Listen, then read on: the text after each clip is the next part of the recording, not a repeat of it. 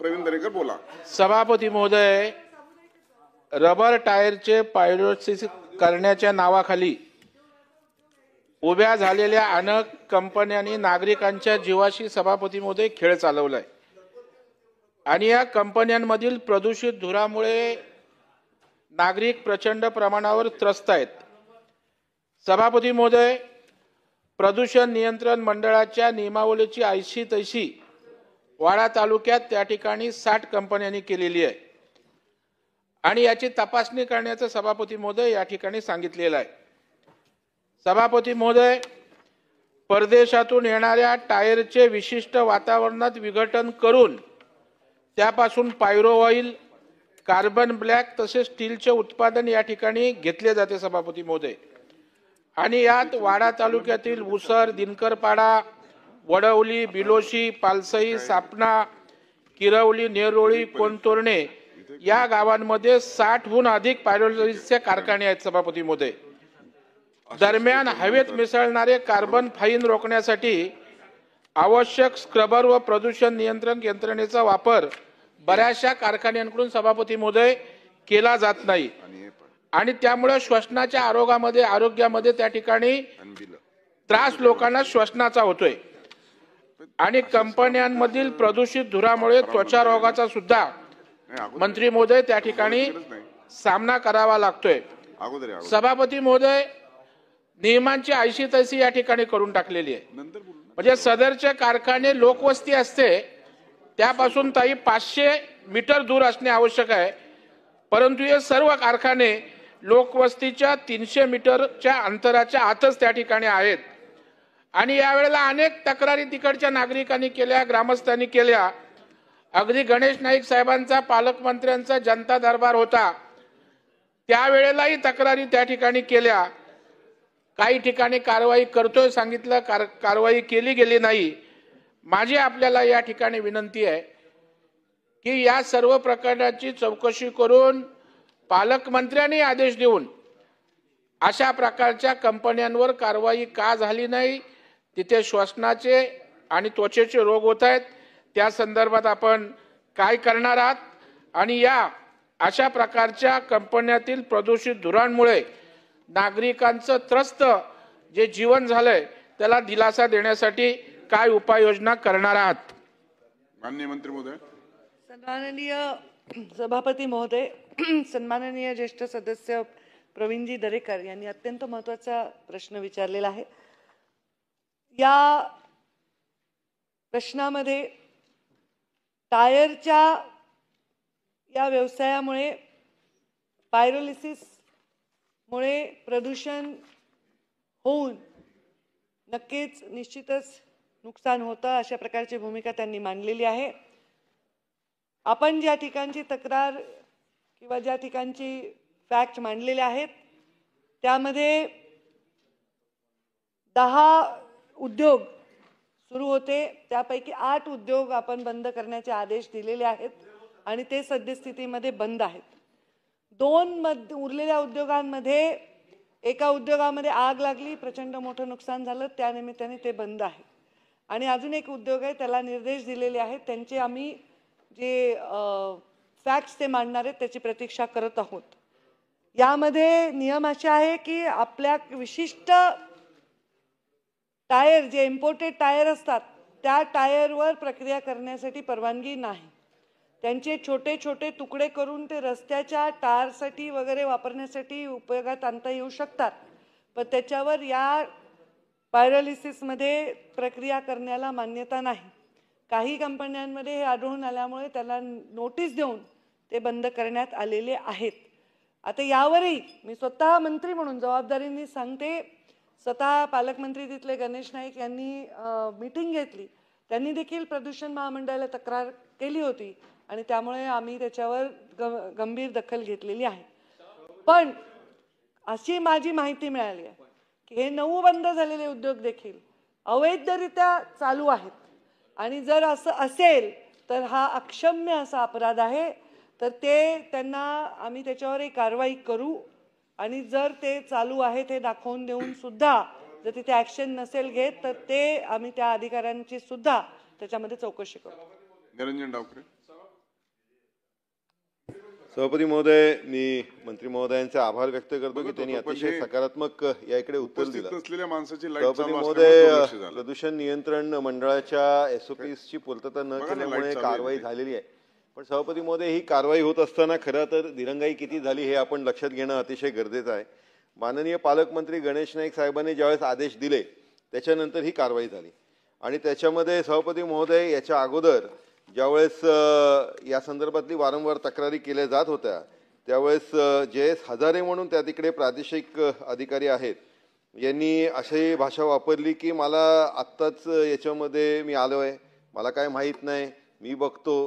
हे जे खालच्या अधिकाऱ्यांकडनं दिरंगाई चालू आहे सभापती महोदय, याच्यामध्ये आपण शासन म्हणून कारवाई करणार का, हा माझा पहिला प्रश्न.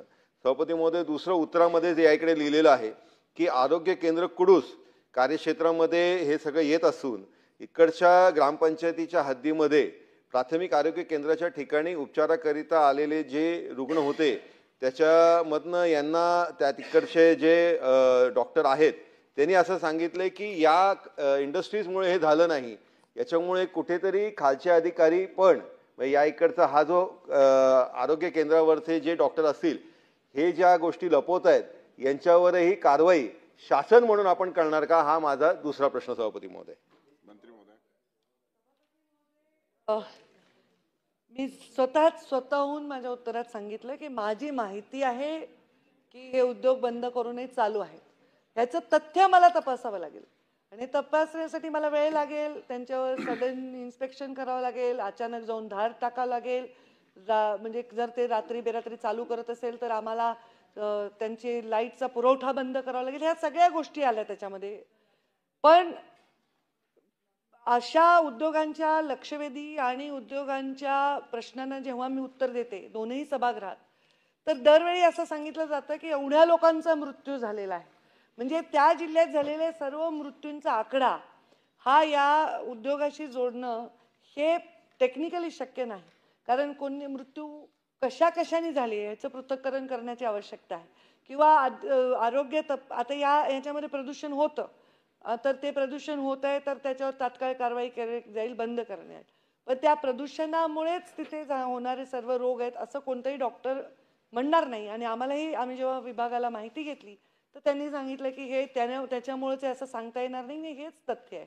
कारण अनेक गोष्टी, कोणी धूम्रपान करतं, कोणाला काही व्यसनं असतात त्यामुळे त्यांना काही आजार असतात, ह्या सगळ्या गोष्टीचं संकलन करून ती आकडेवारी दिलेली असते. त्यामुळे त्याला डायरेक्ट मला तसं म्हणता येणार नाही, दुसऱ्या विभागाच्या अधिकाऱ्यावर तसं कुठलंही तथ्य रेकॉर्डवर नसताना कारवाई करता येणार नाही. पण सन्माननीय निरंजनजी डावकर यांनी सांगितलं त्याप्रमाणे जर कोणते अधिकारी माझ्या पर्यावरण विभागाच्या याच्यामध्ये म्हणजे टाळाटाळ करत असतील तर नक्कीच त्याची गंभीर दखल घेतली जाईल. बाई जगताप,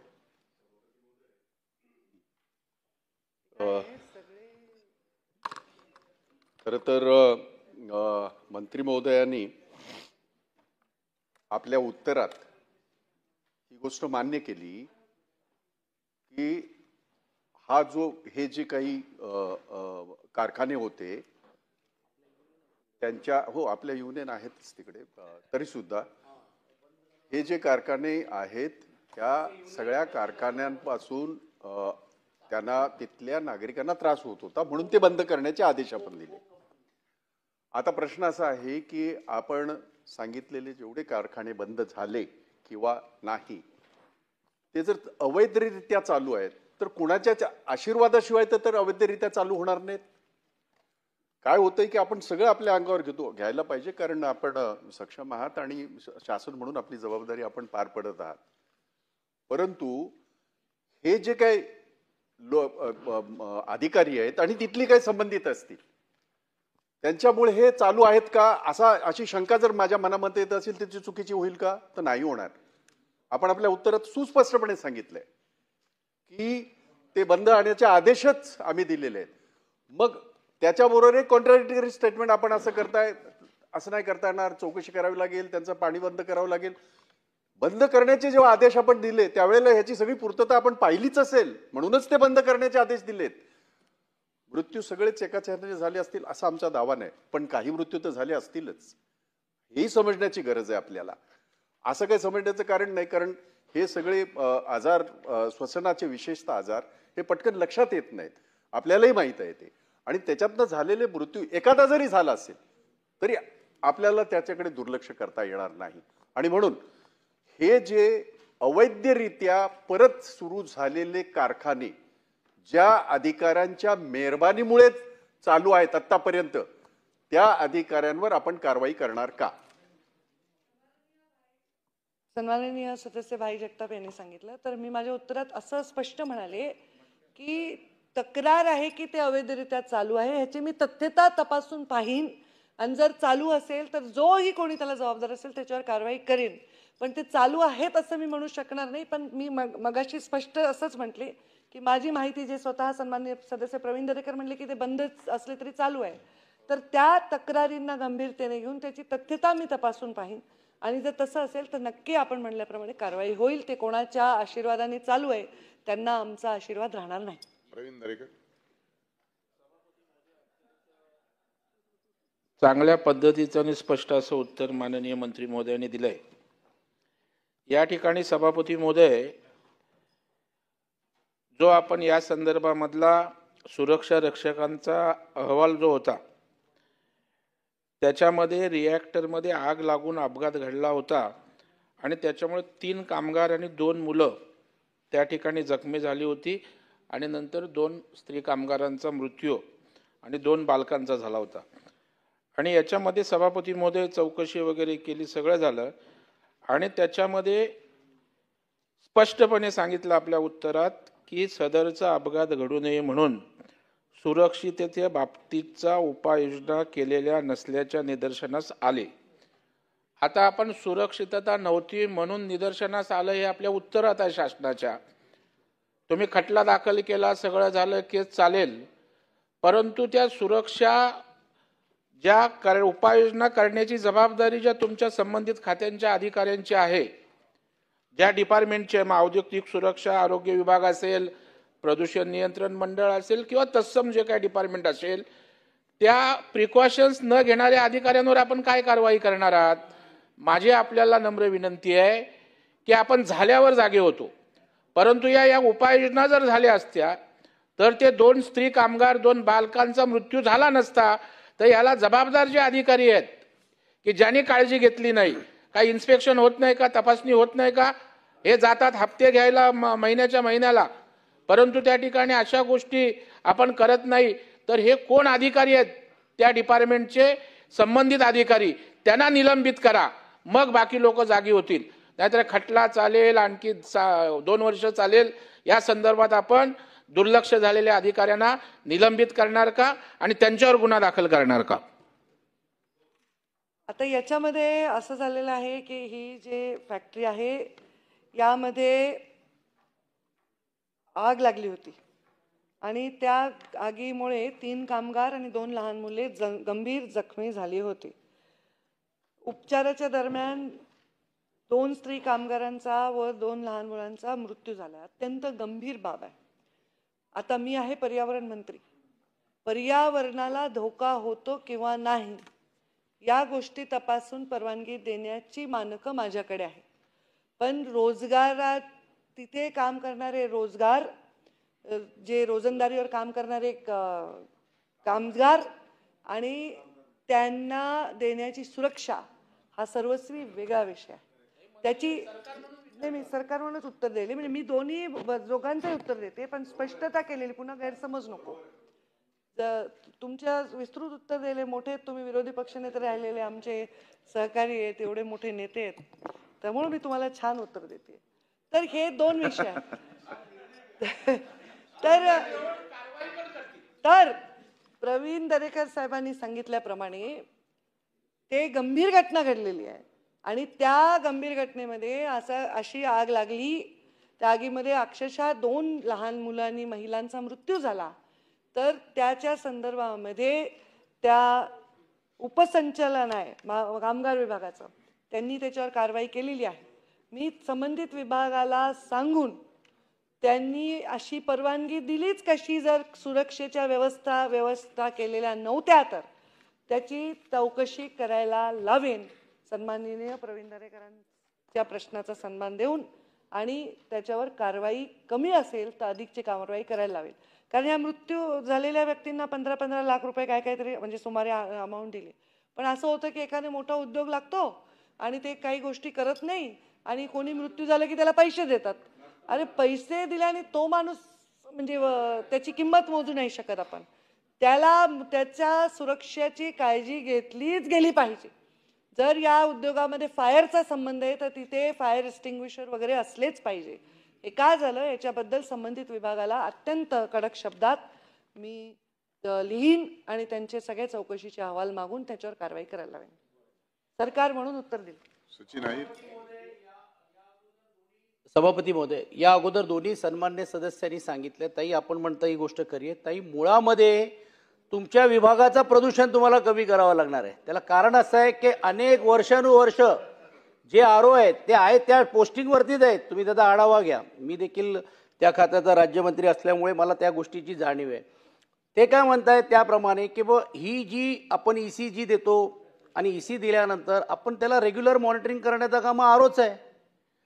मी माझ्याकडे पत्र आहेत की ही घटना व्हायच्या अगोदर आपल्याच पक्षाच्या तिकडच्या युवा मोर्चाच्या एका संघटनेने ही तक्रार केली पण होती देखील. म्हणजे असं नाही की तक्रार आहे. सभापती महोदय, वारंवार तक्रार करून देखील त्याची कारवाई झाली नाही. जर ही तक्रारीची दखल जर घेतली असती तर ही वेळ पण आली नसती. आणि म्हणून स्पेसिफिक प्रश्न असा आहे की आपण काय करतोय की रिॲक्टर नाही आहेत, 30 गुंठ्यामध्ये रिॲक्टर लावावा लागतो, त्याच्यातून फायर झाली, ह्या घटना झाल्या. पण रेग्युलरली मॉनिटरिंग करण्याची जबाबदारी पण देखील आपल्या विभागाची होती. ती EC घ्यायला पाहिजे त्यांनी होती, ती त्यांनी घेतलेली नाही. त्याच्याकडे लायसन्स नाही आहे. अशा कारखान्यांची वाड्यामध्ये जी संख्या जी आहेत आणि इतर राज्यांमध्ये पण, मी त्याच्यामध्ये जात नाही.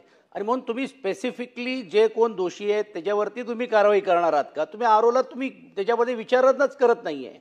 आणि म्हणून माझी विनंती राहणार आहे की स्पेसिफिकली त्या असलेल्या इन्सिडेंट जे झाली ते आपल्या विभागाची जर कुठेतरी निष्काळजीपणा जर असेल तर त्या संबंधित अधिकाऱ्यावरती आपण कारवाई करणार आहात का? होत असताना त्याची तक्रार प्राप्त होत असताना हवेची तिथली क्वालिटी कमी होत असताना पर्यावरण विभागाच्या अधिकाऱ्यांनी ॲक्शन घेणं क्रमप्राप्त आहे. आणि ती त्यांनी घेणं म्हणजे त्यांना क्लोजिंग नोटीस देणं, त्यांना निर्देश देणं, त्यांना आदेश देणं, त्यांना नोटीस देणं.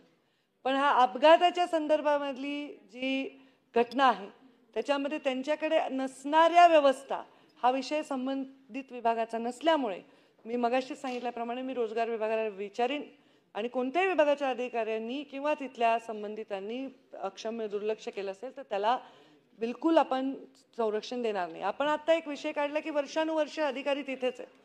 मी पशुसंवर्धन मंत्री देखील आहे.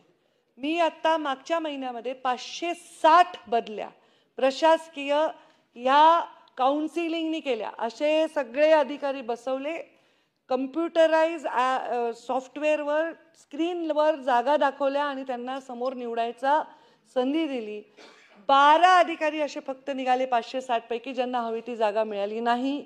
आणि 1 रुपयाही कुणाला न मोजता कुठल्याही करप्शनचं बळी न ठरता अधिकाऱ्यांना पोस्टिंग मिळालं. अधिकाऱ्यांनी अत्यंत आनंद व्यक्त केला.